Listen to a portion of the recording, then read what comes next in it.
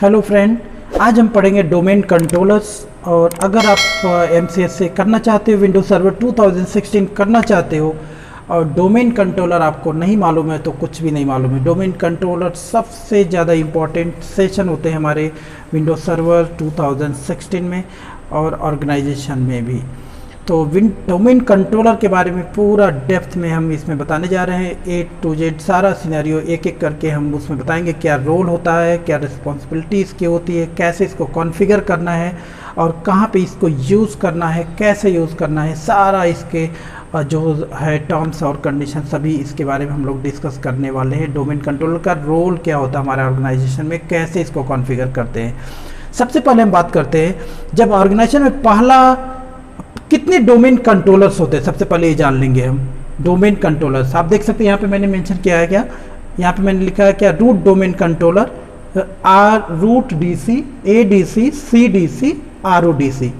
Root DC क्या होता है, फर्स्ट टाइम जब अपने ऑर्गेनाइजेशन में आप एक्टिव डायरेक्टरी इंस्टॉल करते हो तो वो क्या हो जाता है, रूट डोमेन कंट्रोलर हो जाता है, जो फॉरेस्ट फंक्शनल लेवल में होता है। जब फंक्शनल लेवल हम आपको बताएंगे तो वहाँ पे आपको कॉन्सेप्ट एक क्लियर हो जाएगा।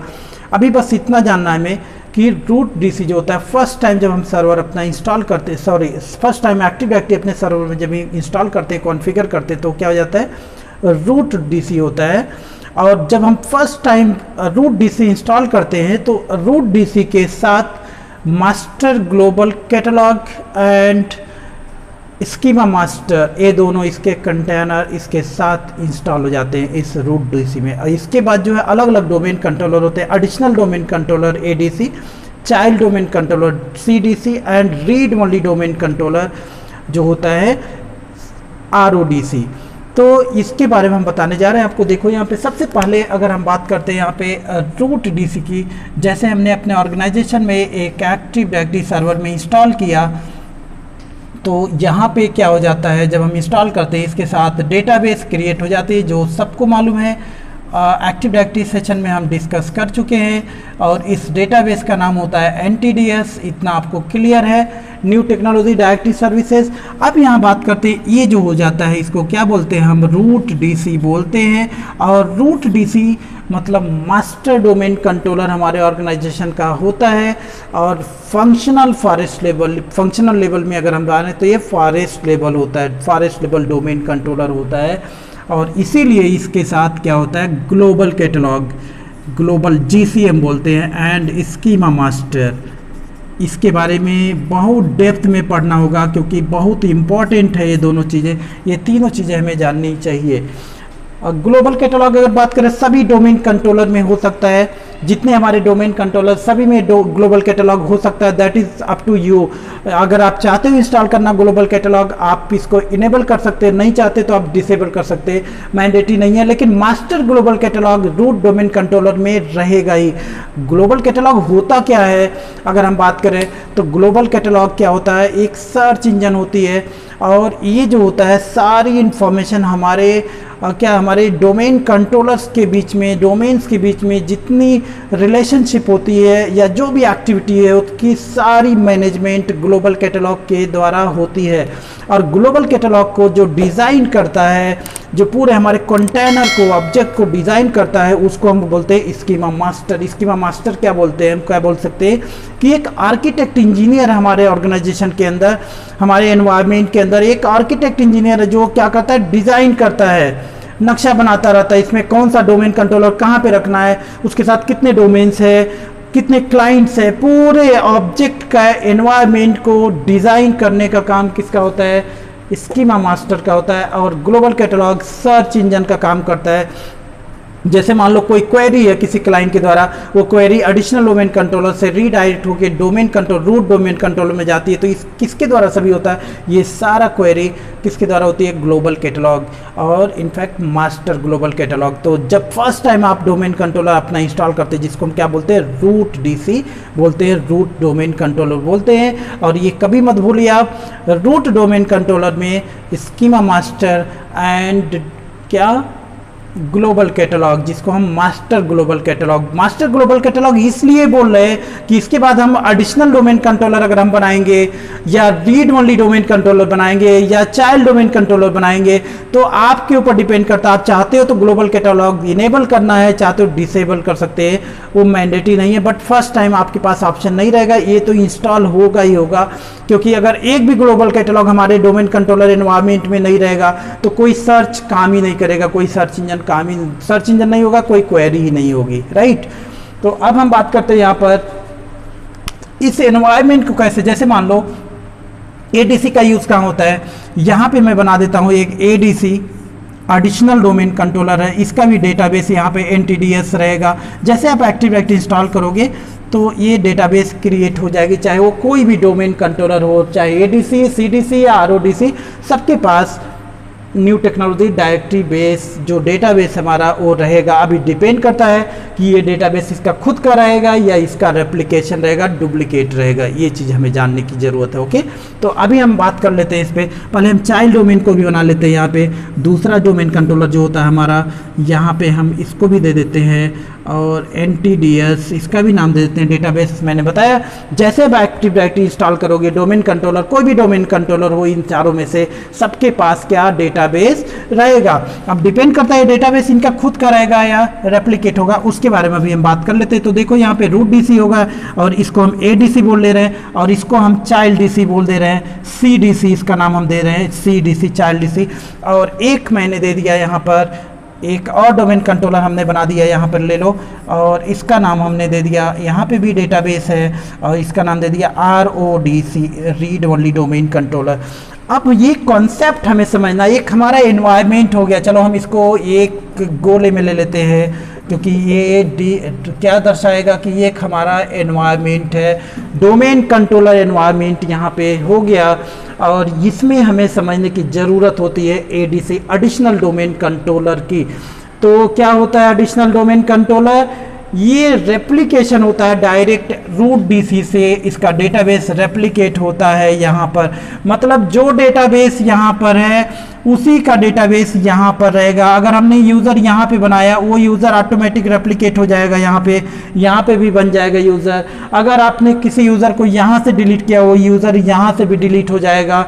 ये जुड़वा भाई जैसे काम करेंगे दोनों, राइट, एक साथ दोनों काम करते हैं। अगर इसका एडवांटेज क्या हुआ, कहोगे अनर्गल डेटाबेस ले रहा है यार, हम 10 यूज़र यहाँ बना रहे हैं, 10 यूज़र यहाँ पे भी है, वही यूज़र यहाँ पे भी, तो व्हाट इज एडवांटेज? एडवांटेज क्या है? एडवांटेज नॉर्मली ये लोड बैलेंसिंग की अगर बात करें, लोड बैलेंसिंग के लिए हम लोग यूज नहीं करते हैं लोड बैलेंसिंग। कुछ लोगों से आप पूछेंगे कि क्या होता है एडिशनल डोमेन कंट्रोलर का काम क्या होता है, तो बहुत सारे आंसर आपको मिलेगा लोड बैलेंसिंग बिल्कुल नहीं होता है। यहाँ पे नॉर्मली लोड बैलेंसिंग का काम नहीं होता है। लोड बैलेंसिंग का काम अगर करना है तो एनएलबी नेटवर्क लोड बैलेंसिंग आपको कॉन्फ़िगर करना पड़ेगा। इसका काम क्या होता है? ये बैकअप के लिए होता है। डायरेक्ट जैसे मान लो एक सर्वर कोई फेलियर हो गया, ये सर्वर फेल हो गया, तो ये बैकअप दे देगा यहाँ पे, क्योंकि सारे यूजर रेप्लिकेट रहेंगे, यहाँ पे सारा डेटाबेस इसका रहेगा। जो भी परमिशन अप्लाई करेंगे यहाँ पे इफेक्टेड हो जाएगा ऑटोमेटिक, क्योंकि डोमेन कंट्रोलर एक ही रहेगा इसका, बस इसका डेटाबेस लोकेशन चेंज हो जाएगा बस, राइट। और बस और होता क्या है, ये रेप्लिकेशन होता है। अब यहाँ पे बात करें ग्लोबल कैटलॉग का, ग्लोबल कैटलॉग यहाँ पर हो सकता है स्कीमा मास्टर, बिल्कुल इसके पास स्कीमा मास्टर नहीं रहेगा। ये जो हमारे ऑपरेशनल मास्टर होते हैं, ये क्या क्या होता है, schema master, domain naming master, RID, PDC, emulator, infrastructure master, ये जितने हमारे 5 ऑपरेशनल होते हैं, ये जो होते हैं केवल रूट डीसी के पास रहेगा, एडिशनल डोमेन कंट्रोल के पास नहीं रहेगा। आप यहाँ से क्या यही कॉपी करके काम कराता है, यहाँ पे इनके पास कोई अपना ऑपरेशनल मास्टर नहीं रहेगा। सारा एक्टिविटी कहाँ से होती है? रूट डोमेन कंट्रोलर से होती है। तो अगर आपको इसको मास्टर बनाना है तो क्या करना रहेगा, स्कीमा मास्टर को और ग्लोबल कैटलॉग को आप मूव कर दो, यहाँ पे ट्रांसफर कर दो, तो ये क्या हो जाएगा, रूट डीसी हो जाएगा और ये ऑटोमेटिक एडीसी हो जाएगा। आप इसका कैसे ऐसे एग्ज्यूम कैसे कर पाओगे कौन सा रूट डीसी कौन सा एडीसी है? तो आप ये जाके स्कीमा मास्टर जब चेक करोगे, जिस सर्वर के पास स्कीमा मास्टर है वो क्या है, रूट डीसी है, जिसके पास स्कीमा मास्टर नहीं है वो एडीसी है, राइट। ये हमें आइडेंटिफाई करना होगा।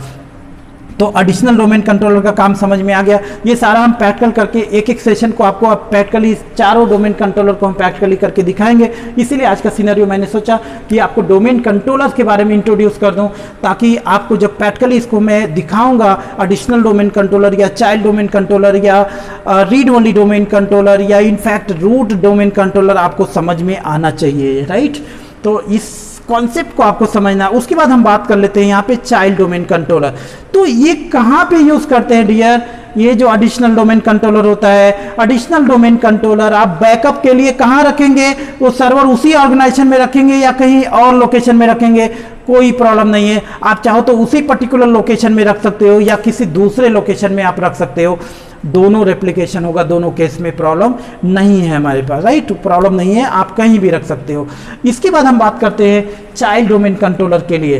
तो आप बोल सकते हैं एडिशनल डोमेन कंट्रोलर को अपने ब्रांच ऑफिस में रख सकते हो। जैसे हमारी कंपनी का एक ब्रांच है दिल्ली में, एक ब्रांच है बेंगलोर में, तो हम क्या करेंगे, एक रूट डीसी अपने कुशीनगर में रख रहे हैं, दूसरा एक एडिशनल डोमेन कंट्रोलर हमने दिल्ली में रख दिया, एक एडिशनल डोमेन कंट्रोलर हमने बेंगलोर में रख दिया। जो भी हम एक्टिविटी यहाँ करेंगे वहां पे हो जाएगा, या जो भी काम वहां पे होगा वहां से रेप्लिकेट होके यहाँ पे आ जाएगा, राइट। ये चीज है। और इसके बाद जो है चाइल्ड डोमेन कंट्रोलर की अगर बात करें तो ये सेपरेट डोमेन कंट्रोलर, इसका खुद का डेटाबेस है। जैसे कि यहाँ पे डेटाबेस इनका नहीं है, यहीं से रेप्लिकेशन हो रहा है, यहाँ पे रेप्लिकेशन नहीं होगा। इसका खुद का डोमेन कंट्रोलर, खुद का डेटाबेस है, बट डोमेन कंट्रोलर इनसे उधार ले रहा है। जैसे कि एग्जांपल के लिए अगर बात करें, फ्रेंचाइजी, किसी कंपनी का फ्रेंचाइजी अगर बात कर लो, मैकडोनाल्ड की बात करो, मैकडोनाल्ड का एक मेन ऑफिस है, उसकी बहुत सारे फ्रेंचाइजी, तो जितने फ्रेंचाइजी कोई जरूरी नहीं एक ही ऑनर रहेगा, उसके अलग अलग ऑनर रहेंगे, बस क्या है, नाम लिया हुआ, ब्रांड लिया हुआ, सेम लाइक यहाँ पे है। जो चाइल्ड डोमेन कंट्रोलर क्या होता है, ये इनका खुद का डेटाबेस है, कोई रेप्लिकेशन नहीं हो रहा है, बस क्या है, इनका ब्रांड का नाम लिया, जैसे हमने यहाँ पे दे दिया, हमारे डोमेन का नाम है ishaninfo.com, ishaninfo.com।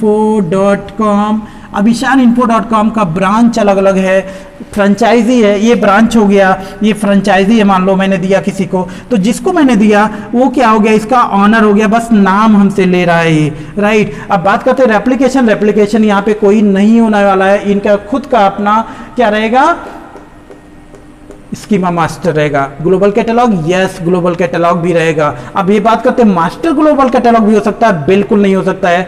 इस पूरे ऑर्गेनाइजेशन में, पूरे यूनिटी में केवल एक ही मास्टर ग्लोबल कैटलॉग रहेगा, वो किसके पास रहेगा, रूट डीसी के पास रहेगा, राइट।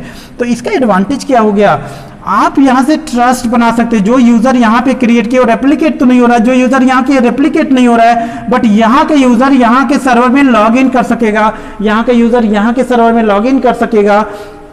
हमें ट्रस्ट बनाना पड़ेगा, राइट। तो ये ट्रस्ट सेशन हम लोग समझेंगे। पेरेंट चाइल्ड के बीच में ट्रस्ट हम कैसे बनाएंगे, ये क्योंकि पेरेंट हो गया, ये चाइल्ड हो गया, तो कैसे, what are the trust will work between parent and child domain controller. PDC से बोलते हैं सीडीसी, ये रूट डीसी को हम पीडीसी के नाम से भी जानते हैं, पेरेंट डोमेन कंट्रोलर, इसको सीडीसी, राइट। तो हम लोग क्या पढ़ लिए अभी तक, root DC, ADC and CDC. Now time to discuss RODC, read only domain controller. मैंने क्या बोला, एक ब्रांच है मेरा बेंगलोर में, एक ब्रांच है दिल्ली में। बेंगलोर में मेरा एक्सपर्ट इंजीनियर है, राइट, तो वो वहाँ पे हमने एडिशनल डोमेन कंट्रोलर दे दिया। एडिशनल डोमेन कंट्रोलर में प्रॉब्लम क्या है, जो एडमिनिस्ट्रेटर बैठेगा वो कुछ भी मैनेज करेगा, राइटली करेगा, तो कोई प्रॉब्लम यहाँ पे नहीं आएगा। अगर किसी अनाड़ी को बैठा देंगे हम, जैसे हमारा दिल्ली में जो इंजीनियर है वो एक्सपर्ट नहीं है, कुछ गलत कर देता है। अब प्रॉब्लम क्या हुआ, अगर एडिशनल डोमेन कंट्रोलर इसको दे दिए, एडिशनल डोमेन कंट्रोलर का मतलब क्या, इसी का यूजर एंड पासवर्ड, जो भी एडमिनिस्ट्रेटर एंड पासवर्ड है वो माय गॉड इसी को दे दिया, यहाँ पे दे दिया इनको, तो होगा क्या, यहाँ से कुछ भी अगर डिलीट किया वो सारा डायरेक्ट यहाँ पे भी डिलीट हो जाएगा। तो इसीलिए अपने किसी ब्रांच में अगर आपके पास टेक्निकल एक्सपर्ट नहीं है तो वहाँ से बैकअप आपको कंट्रोल करना है, तो वहाँ पे हम यूज़ करते हैं रीड ओनली डोमेन कंट्रोलर, जिसको हम RODC बोलते हैं। ये नया टेक्नोलॉजी था 2008 R2 सर्वर में, उसके पहले टेक्नोलॉजी नहीं था।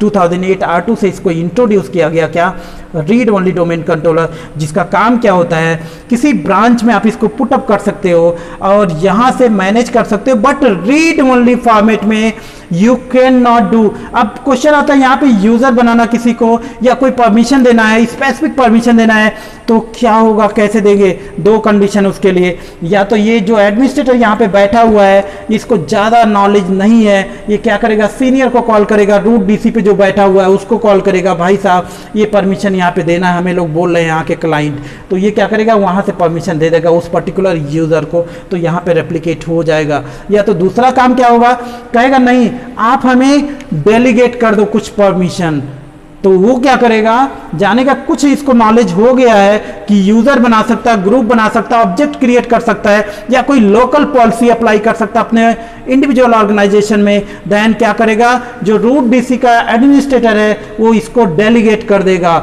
डेलीगेट कुछ टास्क डेलीगेट कर देगा, लिमिटेड टास्क, तो ये पर्सन केवल उसी टास्क को कर पाएगा, उसके अलावा कुछ नहीं कर पाएगा। इसीलिए इसका नाम क्या पड़ गया, रीड ओनली डोमेन कंट्रोलर। इसको सारा कुछ दिखेगा, जो काम यहाँ पे होगा, कितने यूजर्स हमारे रूट डोमेन कंट्रोलर में, चाइल्ड डोमेन कंट्रोलर में, एडिशनल डोमेन कंट्रोलर में, everything will be listed over there, but in read only format you cannot change it, right? तो इसीलिए इसका नाम क्या पड़ गया, read only domain controller.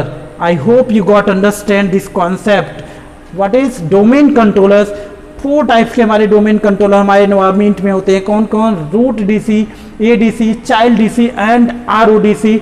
In case of root DC, what you have master global catalog as well as schema master, and then further additional domain controller we are putting for our branches, and in case of additional domain controller you don't have master global catalog as well as schema master.